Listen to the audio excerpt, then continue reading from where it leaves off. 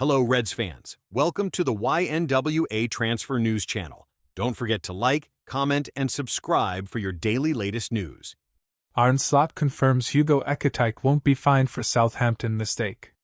Hugo Ekitike's red card on Tuesday against Southampton, earned as it was via two very unfortunate and avoidable conduct yellows related to first volleying the ball away after not getting a call and then taking off his shirt in celebration, was unfortunate. Liverpool manager Arne Slot, though, said the player hasn't been fined or disciplined and he doesn't think that would be suitable for a clear mistake. A moment of overexuberance and an unintended consequence. That it's best to move on, water under the bridge. If discipline means I spoke to him, then yes, but I don't think that is disciplined, Slot noted. Discipline to me means a fine, and that he didn't get. It wasn't smart what he did. What he recognized himself immediately straight away said sorry to his teammates. He's young. Players of all ages will make mistakes, and that's what he did in the situation.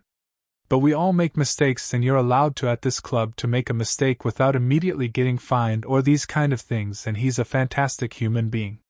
Even maybe if he wasn't a person like this, he is able to make a mistake. But it wasn't smart. It didn't hurt us Tuesday, but it might hurt us a bit more tomorrow. The positive thing is Federico Chiesa is showing himself at the moment, so it's also a chance for him now. Giving the referee no choice by taking off your shirt to celebrate when you're already on a yellow, and when that first yellow was itself nearly as avoidable, was, to put it mildly, unwise. With Liverpool winning the match, it's also easy to look back and say it was funny. It was the epitome of a moment of madness. A young player caught up in celebration mode, forgetting where he was. Perhaps the most troubling part of it, if there was a troubling part to it, was that the goal Ekitike scored didn't have a lot to do with Ekitike. As Slot and many others identified after the match, all the hard work for it had been done by Federico Chiesa, and then Ekitike wheeled off and got himself a second yellow. Still, it's hardly the end of the world, and we can now all laugh and hopefully move on from it. And Chiesa might even get a few more minutes out of it all, though the expectation is that the resurgent Italian winger will likely start Saturday on the bench and perhaps be used to spell Alexander Isak with the club's other striker not quite ready to play a full 90 yet. I still feel 90 might be too much, Slot said. Also, for the long term, maybe it is stupid to bring him to 90 and you brought him over the line. So I don't think it's smart to play him 90 yet. But normally after 2 or 3 weeks in preseason players go 60, 70 minutes. Arne Slot and Liverpool told they've just sold player with Martin Odegaard level potential. TNT Sports pundit Owen Hargreaves has claimed that Liverpool sold a player this summer who could become as good as Arsenal captain Martin Odegaard in the future.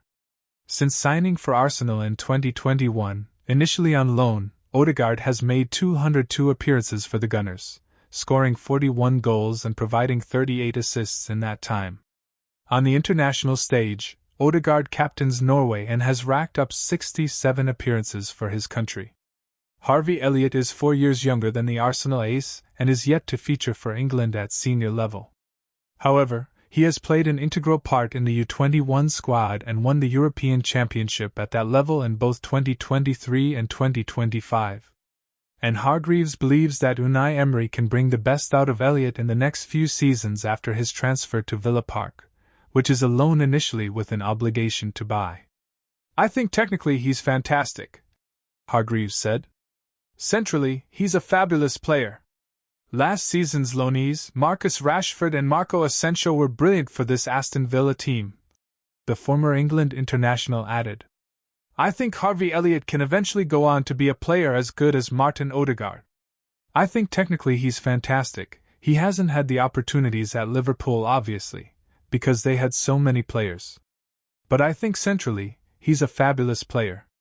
Elliott featured 149 times for Liverpool, mostly coming off the bench, and scored 15 goals in that time before joining Aston Villa for a fee of around $47 million, £35 million. When I joined Liverpool in 2019, it was a dream come true for me and my family, Elliott said in a statement when he left Liverpool in the summer. As a young child, I traveled the world supporting the team as a fan, and words will never be able to explain the feeling I had when I pulled on that famous red shirt for the first time as a player. Over the course of the last 6 years, I've experienced so much and grown from a young 16-year-old boy into a man during my time at the club. Growing up, I could never have imagined that I'd go on to play 150 games for my boyhood team, winning 7 major trophies and culminating in being part of the squad to have won the Premier League last season with such a special group. Thank you to everybody at the club for welcoming me from the very first day I arrived, and for looking after me ever since. Marc Guéhi's stance on Liverpool transfer after failed move and Real Madrid talks. Crystal Palace defender Marc Guéhi reportedly remains keen to join Liverpool following a failed deadline day move. The centre-back saw a late move to Anfield fall through on deadline day after Palace pulled the plug. Guéhi has since returned to action for the Eagles, wearing the captain's armband as usual. He is expected to captain Palace when Liverpool visits Selhurst Park in the Premier League on Saturday afternoon, 3 p.m. kickoff. The defender has less than a year remaining on his contract with the club and is not expected to sign a new deal. It therefore means that he will either be sold in January or leave Palace on a free transfer next summer. According to Gimsport, Guéhi is still very willing to join Liverpool. However, it is claimed that the club will make a move for him in January and will instead look to sign him on a free transfer next summer. The latest updates come amid talk that Guéhi has his eyes set on a move to Real Madrid. It was reported last week that the centre-back had told his advisors that he has his heart set on a move to the Bernabeu. While it has also been claimed that Reds defender Ibrahima Konate is a priority target for Real Madrid this summer.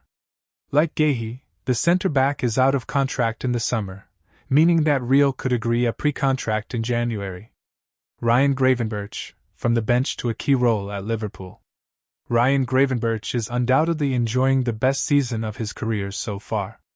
Arriving at Liverpool in 2023 from Bayern Munich for around €40 million, the 23-year-old Dutch midfielder has established himself as an indispensable player under Arne Slot. Long considered just a rotation option, he has now stepped up to a whole new level. His performance in the Derby win over Everton, 2-1, capped by a stunning goal and a decisive assist, is the perfect example. Now Liverpool are eager to secure his long-term future. His current contract runs until 2028, but the club is already looking to improve and extend it.